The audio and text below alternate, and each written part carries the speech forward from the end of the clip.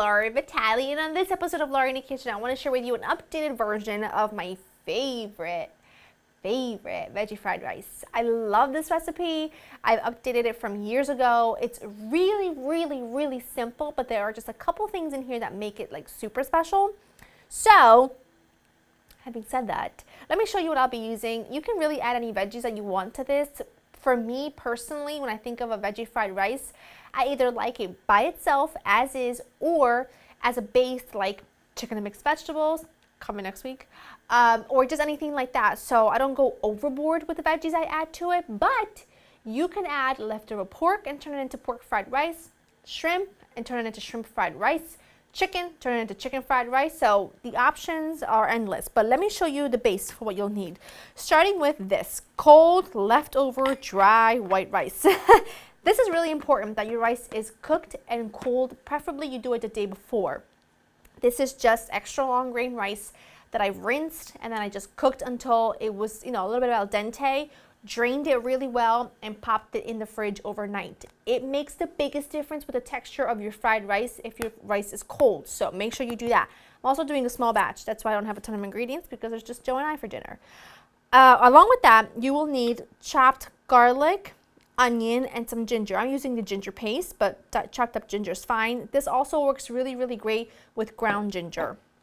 Frozen peas. This is a little bit of a carrot that I have diced. In here, I've got some soy and I've got some sesame oil. You need an egg, you need a touch of water, and then in here, I've got a little bit of chicken bouillon powder. I know, but just hear me out. It adds some sort of like umami-like taste to this whole thing, and it's just phenomenal. And a pinch of sugar because it will offset the salt in the bouillon and the soy. Make sense? Really? Right? Okay, good. All right. So I'm just going to go ahead and add that to that, the bouillon and the sugar to the soy, along with just a splash of water. Okay. My pan is nice and hot with a little bit of neutral oil in there. And now what I'm going to do is I'm going to go ahead and add the rice. My hot pan. Use a nonstick for this. Trust me, you'll get along a whole lot easier if you're using a nonstick. And then I'm going to go ahead and add my carrot along with my onion, garlic, and ginger. And all I'm going to do is mix this around. As you're cooking, the rice will start to separate. It'll become a lot easier to mix.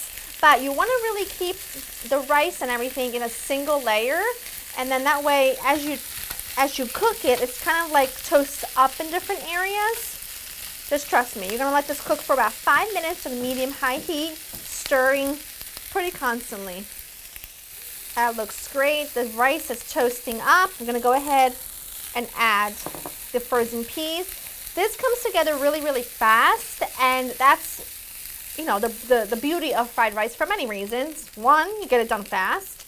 And two, the higher the heat without burning it, the better the texture. So always keep that in mind. I'm going to go ahead, my egg. I pushed everything to one side. I'm going to go ahead, scramble my egg on this side. Like I said, I'm just doing a small portion because it's just Joe and I for dinner.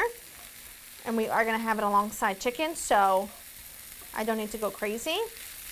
And then you mix the egg in, and as you're mixing it with your spatula, make sure you're using a heat-proof spatula if you're working with a non-stick surface. You're going to add your sauce.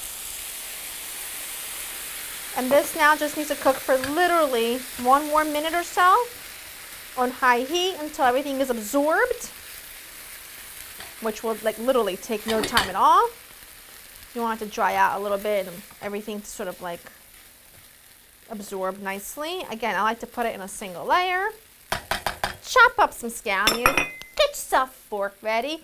Get yourself ready to eat. Get yourself something else to eat because it's got to go along with this fried rice. I'm so hungry. I'm really ready for dinner. So anyway, I've got everything ready with my bowl. My bowl's behind me. This is almost ready. Then we eat. Simple. That is lovely.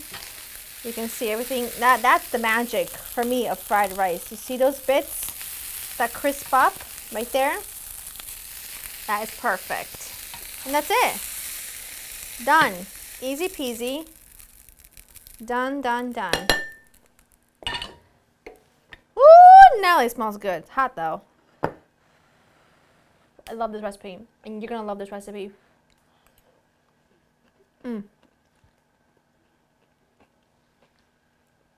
It's so perfectly flavored. A couple of tips. Do not overcook your rice when you're boiling your rice. I will have all of this written in the recipe portion on laurainthekitchen.com. Do not overcook your rice when you first cook it.